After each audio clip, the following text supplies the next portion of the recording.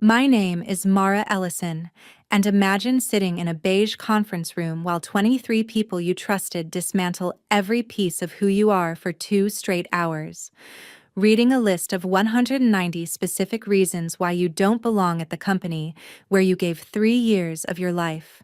Reason 47 leaves exactly at 5 p.m. Reason 90 never asks for help. Reason 150 brings lunch from home instead of ordering with the team. Reason 190 makes strange humming sounds during lunch. I listen to Daphne, my project manager, announce each point with the excitement of someone reading lottery numbers, while my supervisor, Knox, nodded as if orchestrating a symphony of destruction, and 21 other faces stared at me, waiting for me to crumble, make excuses, or storm out. But they didn't know that 3 days earlier I had received the most important phone call of my career, and as Daphne finished the last reason, I stood, smoothed my navy dress, and said 5 words that changed everything. Thank you for the feedback. Then dialed a number I'd memorized. Hello, this is Mara. I accept your offer. Yes, the $250,000 signing bonus works perfectly. Before I continue, have you ever been the person who makes everything work while everyone else takes credit? Because what I'm about to share will either make you feel seen or push you to start protecting yourself immediately. 3 years ago, I began at Lexford Advisory, let's call it Emerald Consulting, hired as a junior analyst, meant to do research and create neat charts. But I quickly realized the company was held together by duct tape and luck. Their largest client, a multi-million-dollar manufacturer, was threatening to leave due to late, error-filled reports. I stayed late, found the root problem in their data system, created a solution, and left it on Knox's desk with a note. This might help. He presented it as his own. The client stayed. He got promoted. And I continued fixing problems that didn't officially exist while my contributions vanished. I rebuilt databases during crashes, redesigned workflows for impossible timelines, never asked for credit, never played office politics, believing excellence spoke for itself.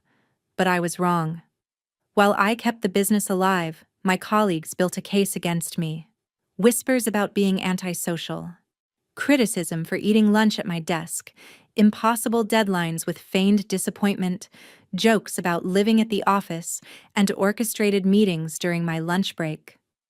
The turning point came 6 months ago while preparing the annual strategy report when a call from Elena Martinez at Strathmere Strategy, Emerald Consulting's biggest competitor, offered me a senior position, changing everything. The firm that somehow always seemed one step ahead of us in every proposal.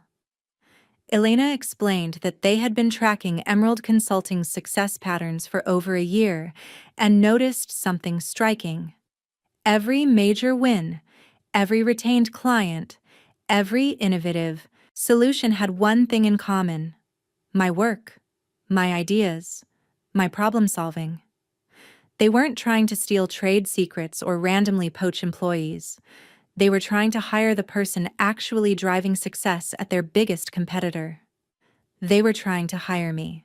The offer was staggering, triple my current salary, a signing bonus greater than what I made in 2 years, my own team, my own office, and, most importantly, recognition for the work I actually did, something I'd never received at Emerald.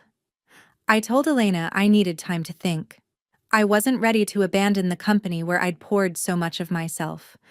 Loyalty mattered to me, even if it wasn't returned. That loyalty was about to be tested in ways I couldn't have imagined. Over the next few weeks, the atmosphere at work shifted. Conversations stopped when I entered rooms. People excluded me from lunch plans they'd never invited me to anyway, but now made sure I knew about it. Daphne began assigning tasks seemingly designed to set me up for failure. Then Knox called me into his office for what he called a routine performance discussion, sitting behind his desk with a legal pad full of notes, telling me that several team members had concerns about my fit with company culture. What concerns? I asked. He flipped through notes as if reading a script. You don't engage personally with colleagues. You avoid team building. Some feel you think you're better than everyone else. I pointed out that I completed every assignment ahead of schedule, solved problems that saved 3 major clients, and worked longer hours than anyone else. Work performance and team dynamics are different, he said. Mara, this is a collaborative environment. We need people who can work well with others. The irony was suffocating. I was the only person actually collaborating. I spent hours guiding Quentin through client requirements, quietly fixed Daphne's failing presentations, and salvaged Knox's failing strategies while he took credit. Apparently, collaboration meant laughing at jokes I didn't find funny and pretending to enjoy conversations about shows I didn't watch. 2 weeks later, Elena called again. Strathmere had won another major contract, beating Emerald by proposing the very innovative approaches I'd been suggesting for months. Have you reconsidered our offer? She asked. We're prepared to increase the package, and we need someone with your skills. 7 major clients are asking specifically for the analysis you're known for. Known for? I asked. Your reputation is bigger than you realize. When companies need real solutions, they ask for you by name. They just don't know your current employer undervalues you. That conversation haunted me for days. I noticed what I'd ignored before. Clients calling our main line often got transferred directly to me, and other firms recruiting our senior staff wanted to understand how Emerald achieved consistent results. I was the consistent results. I was the reason clients stayed. I was the secret ingredient everyone else took credit for. Yet I still wasn't ready to leave, believing that loyalty and hard work would eventually be recognized. I thought proving my value would make the people around me see it. I was about to learn exactly how much they truly valued me. The meeting was scheduled for a Thursday afternoon. Knox sent an email to the entire team. Mandatory staff meeting to discuss team performance and collaboration improvement strategies. Nothing unusual, or so I thought. We had these meetings every few months. I walked into the conference room expecting another lecture about synergy and team building, only to find 23 colleagues seated around the table with printed documents in front of them. Knox stood at the front, Daphne beside him, both wearing expressions I'd never seen before. Mara, please have a seat, Knox said, gesturing to a single chair facing the group. That's when I noticed the banner behind him. Team Improvement Initiative. Building a better workplace together. Daphne cleared her throat, lifting a thick stack of papers. Over the past several weeks, team members have documented specific behaviors and patterns that impact our collaborative work environment. We've compiled these into a comprehensive list to share with you.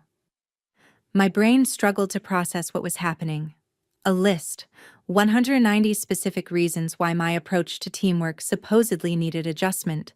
Knox explained, we're going to read through each item so you understand exactly how your behavior affects your colleagues. The room went silent except for the hum of the air conditioning. 23 pairs of eyes stared at me. This wasn't a performance review or team-building exercise. This was a coordinated attack disguised as constructive feedback. Daphne began. Number 1, arrives at work before anyone else, making colleagues feel guilty about their schedule. Number 2, never joins conversations about weekends or personal life. Number 3, eats lunch at desk instead of socializing. Number 4, completes assignments too quickly, making others feel inadequate. Number 5, offers solutions without being asked, implying others are incompetent. She read on and on for 2 hours, dissecting every quirk, habit, and personality trait I possessed, by people I'd helped, covered for, and silently fixed countless mistakes for.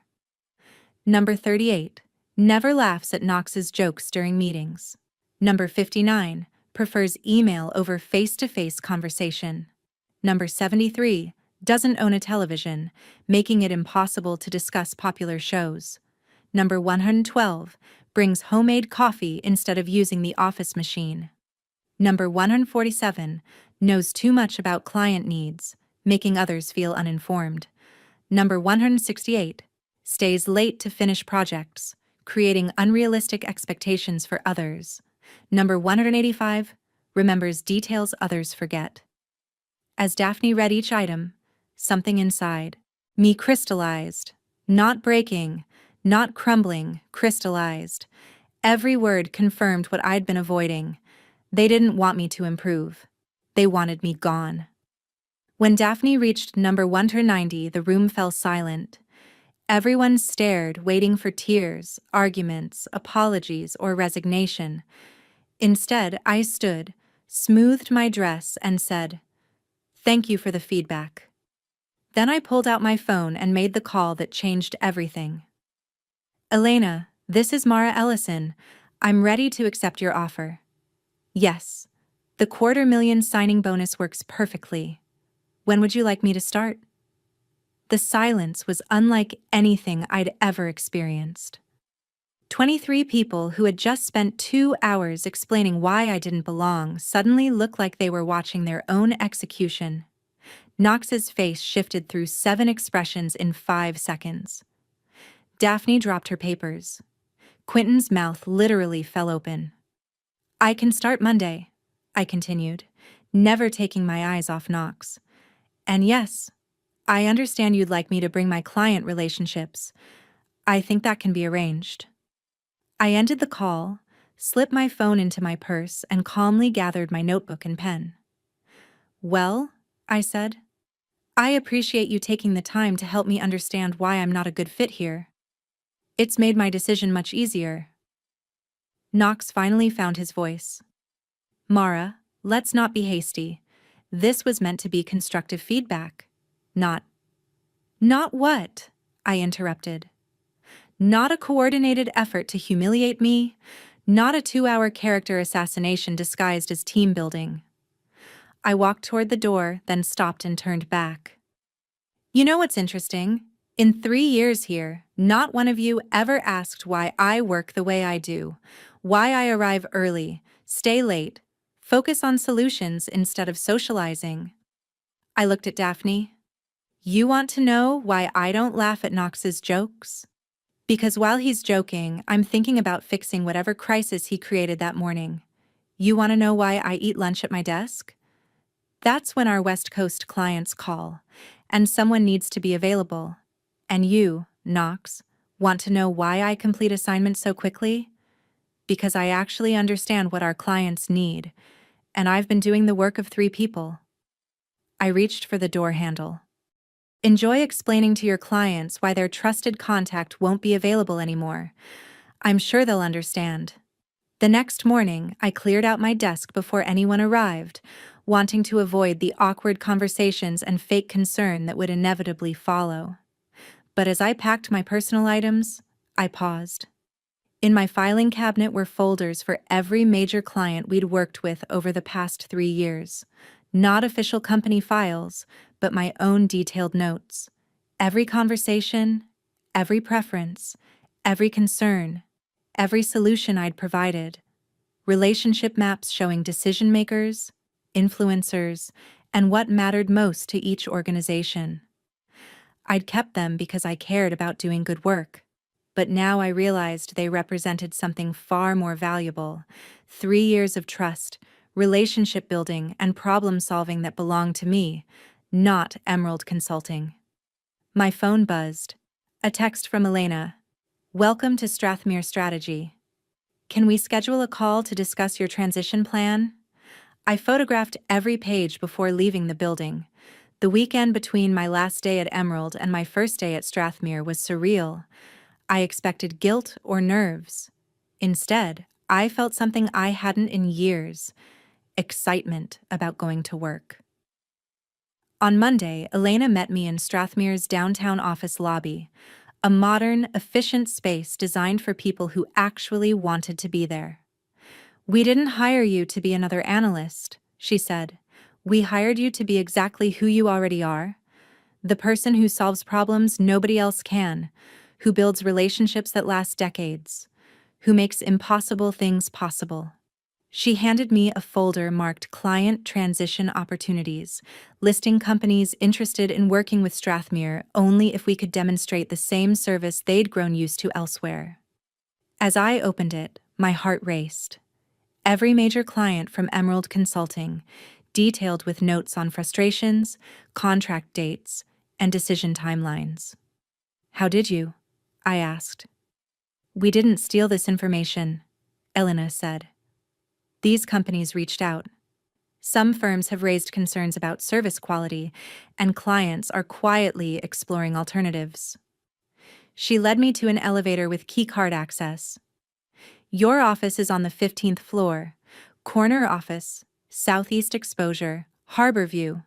Your assistant starts tomorrow, your team of 4 analysts next week. The doors opened to a space that took my breath away. Floor-to-ceiling windows, modern furniture, and an energy completely unlike anywhere I'd worked. One more thing, Elena added. We're opening a satellite office for regional expansion, and based on your experience and client relationships, we want you to lead it. Just 3 blocks from your former employer. 3 blocks, targeting the exact same market and clients I'd served for 3 years. My phone rang before I even reached my new office. Miss Waverly, this is Tom Chen from Granger, Materials. I heard you moved to Strathmere Strategy. We've had issues with our current firm and want to discuss transitioning our account, Emerald's second largest client. Thursday works, I said. 3 more calls came before lunch, all from Emerald's clients, all mentioning me by name as the reason they were interested. By the end of my first week, I had meetings scheduled with 7 of Emerald's major clients, not because I solicited them, not because Strathmere pursued them aggressively, but because they'd been quietly unhappy, waiting for an alternative they could trust. It turns out when you're the person actually solving problems and building relationships, people notice. Calls returned promptly, concerns addressed thoroughly, solutions that actually work. And they definitely notice when that person suddenly becomes unavailable. Knox called Thursday afternoon as I headed into my meeting with Granger. Mara, there's been a misunderstanding. Several clients are asking about you, and I wanted to clarify that you're still bound by your non-compete agreement. I almost laughed. Knox, you might want your legal team to review my employment contract. I signed a non-disclosure about internal processes and confidential information, nothing more. I never signed a non-compete. Analyst-level employees at your company aren't offered them. Silence on the other end. Besides, I continued, I'm not soliciting your clients. They're soliciting me. There's a huge difference. Look, maybe we can work something out. Promotion? Raise? Knox, 2 weeks ago, you facilitated a meeting where 23 people spent 2 hours explaining why I shouldn't work there. I ended the call and walked into my meeting with Granger Materials. Tom Chen looked exactly as I expected. Mid-50s, practical suit, efficiency etched in his demeanor. Mara, I'll be direct. Working with Emerald has become frustrating. Our account manager doesn't understand our industry. Reports are late. Problems take days to resolve. But every time we contacted you, everything got fixed immediately. He slid a contract across the table. $1.2 million annually, Granger's entire consulting budget, fully transferring to Strathmere. Can you handle it? Absolutely. When would you like to start the transition? Immediately. Emerald has been notified we won't renew next month. That meeting lasted 2 hours. By the time I returned, 4 voicemails from other Emerald clients were waiting, all wanting similar meetings. Knox called again that evening. Mara, we need to talk. Granger terminated, Oakline refusing renewal, Northacre canceling mid-project. What are you telling them? I'm listening, Knox. Apparently that hasn't happened in a while. This is corporate sabotage. Will involve legal. Feel free. I'm claiming ownership of client relationships built by an employee you just spent 2 hours telling doesn't belong here. The legal threat never materialized, probably because their lawyers realized, as Elena had, that client relationships belong to the person who built them. Over the next month, the exodus accelerated. 7 major clients representing 60% of Emerald's annual revenue chose not to renew, not because I persuaded them, but because they finally had a trusted alternative. Elena was ecstatic. Companies are calling specifically for you.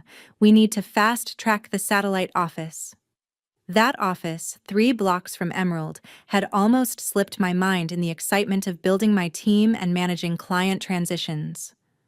Timeline? 2 months. We secured the space, set up fast, aiming to be operational before quarter end.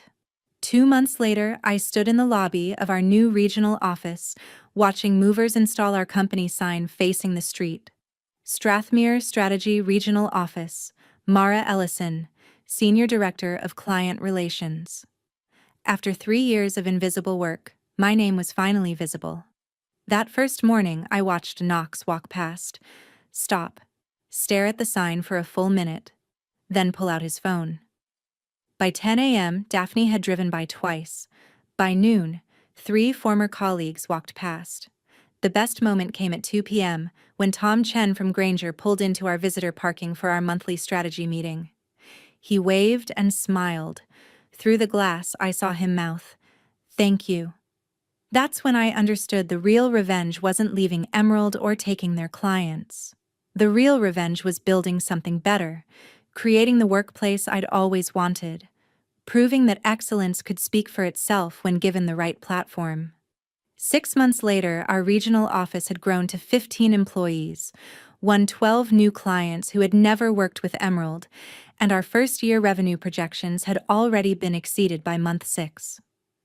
Elena visited our office to check on our progress, and as we sat in my conference room overlooking the street, she asked something I hadn't expected. "Do you ever wonder what your former colleagues think about all this?" I looked toward Emerald Consulting's building and answered, "I know exactly what they think. They think I stole their clients. They think I sabotaged their business. They think I'm the villain in this story." "Are you?" she asked. I thought long and hard. I don't think so. They created a situation where clients had to choose between loyalty to a company and loyalty to the person who actually served them.